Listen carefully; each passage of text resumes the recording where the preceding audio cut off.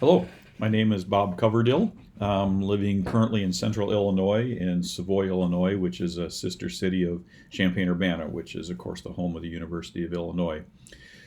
My current position is a little unusual. I retired from the University of Illinois, and I'll talk about that in a few minutes, about 6 years ago. And since then, I have now started six businesses, and we're involved in aerial surveys, photo surveys of agricultural fields for the purposes of guiding farmers on how to better manage their crops. It's a very different position than I had previously, and it's not one I expected to be in, but I'm fortunate to be here, and I can talk about that more in a few minutes.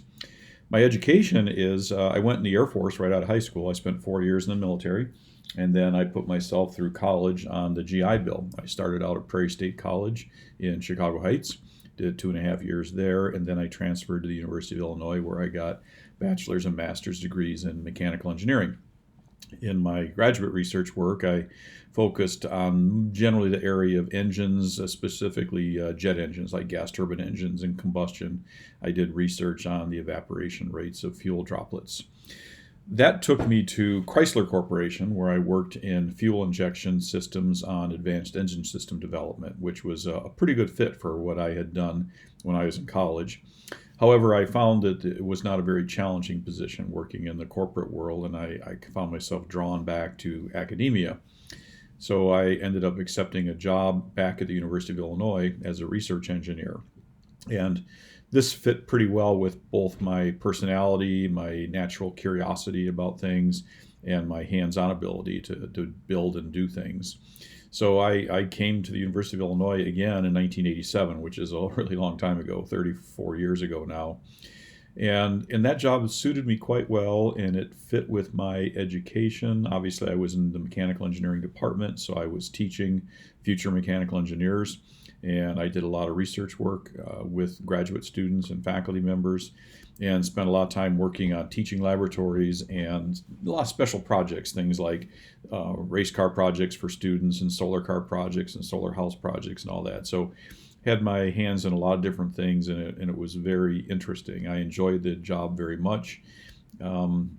Question number 3 is, do you like what you do? I did like what I did there. It got stressful at times. I always seemed to have about twice as much to do as I could possibly get done, and universities aren't resource rich in the sense that they can hire more people. So I ended up doing a lot of different work, but it was very rewarding. My current position, though, is very unique. I fell into this, or sort of accidentally. I'm an airplane pilot. I got my license not quite 7 years ago. And as I was getting ready to retire, a friend of mine who's a professional photographer wanted to be his drone pilot for him. And at that time, you had to be a licensed pilot to fly drones. I said, sure. So I got my drone license, and that started me on a path of flying drones as well as being a licensed airplane pilot. Well, that led to me being recruited to come into a startup company that was using drones to fly over farm fields and take pictures, and again, the idea to develop software to help farmers with managing their crop. I did that for a couple of years, and in that job, I worked closely with a different company that I'm with now. And after 2 years, I decided to leave my original company because that was turning into largely a software company, and that was not a good fit for me. I took a lot of software classes years ago, but I don't write code anymore. And I'm more in operations and logistics. That's kind of where my wheelhouse is, I think. So that led us to not only having the other company, which is a software company, but my role is really operations officer, chief operating officer, and I'm owner and president of one of them. And I manage our airplane operations for the most part. I develop sensors to go in the airplanes. I hire pilots. We develop software tools to help us fly the airplanes efficiently over the fields. Kind of imagine the software that UPS delivery guys use to figure out what's the most optimal route to deliver their packages. We do the same thing when we're flying over farm fields. We develop the optimal route to put an airplane in the air and then take pictures. Question 4 is, why did you choose this profession? I didn't really choose this one. It literally just fell out of the sky to me, which is really kind of lucky. I'm having a fantastic retirement. But if I look back to my jobs at Chrysler and the University of Illinois, I chose them because Chrysler I chose because it was an engine job and it was fuel injection. That was kind of something I was very interested in.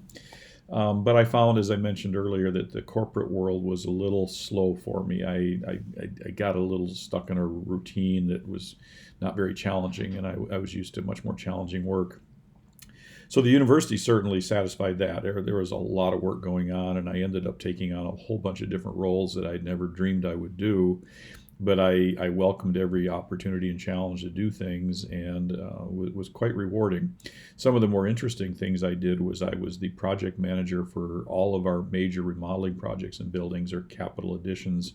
Many of these were multi-million dollar projects that put new spaces together for students and researchers and faculty offices and such. So interfaced a lot with architects and engineers and users of the buildings and higher level administrators in the campus and so on. Probably the most interesting pivot I made was late in my career, and I would encourage all of you engineers to think about broadening out and doing things you might not normally do. We had a very desperate need for what we call a major gift fundraiser at the university. And my home department had been struggling to find somebody to fill this role, and I was asked to consider doing that. And I said, yeah, what the heck, I'll give it a try.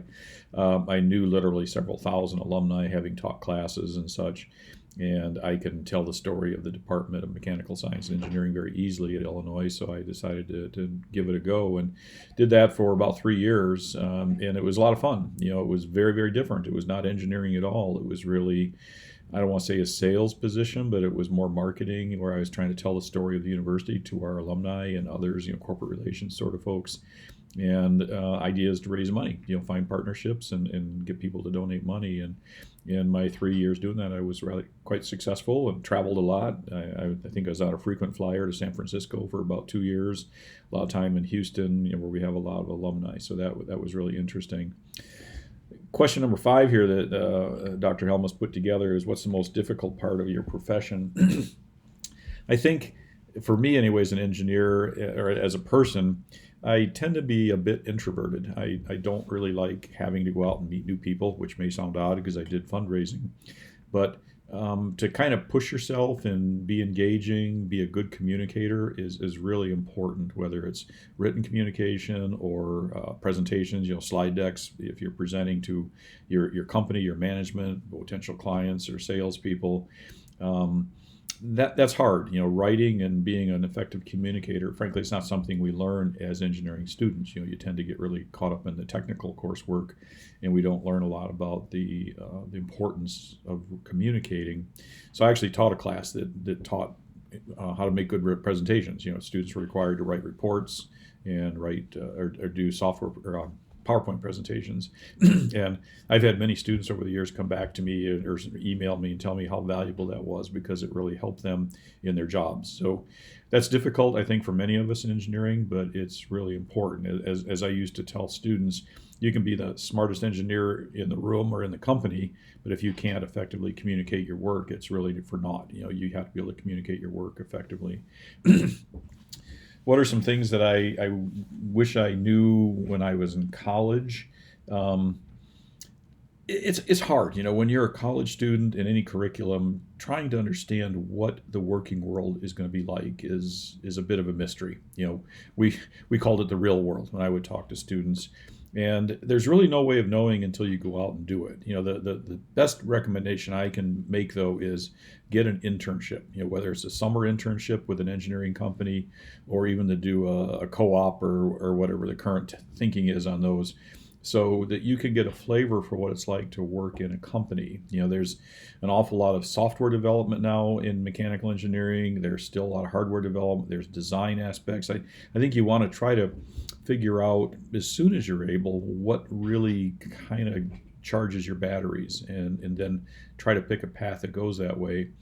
But I think that, kind of in closing with question 7, what message would I like to send to young people entering mechanical engineering? I would say that, first of all, your education does not stop when you graduate. In fact, it's really just starting. In a way, your bachelor's degree in mechanical engineering is your ticket to learn. You're going to learn an enormous amount when you get on a job somewhere. Your engineering education has prepared you to solve problems, complicated problems. You've got tools in your toolkit that'll help you with that. But you really need to continually push yourself and keep learning new things, and several reasons for this. One is that technology changes constantly. The half-life of what you learn today might be 6, 7 years. And after that, it's going to be all kind of outdated. So to take extra coursework, take night school, get a master's degree online in something that's of interest, whether it's business or engineering or software development, whatever. Keep pushing yourself, because that'll make you more valuable and marketable, not only to your company, but the second point I'd like to make is don't feel like you're stuck in a company. You're very mobile. Engineering skills are very translatable and transportable, and there are many companies out there that will be happy to hire you. So it's probably a good thing to think about either making a big change in your own company, take on new roles, new positions, or even look outside and find other companies to go work for.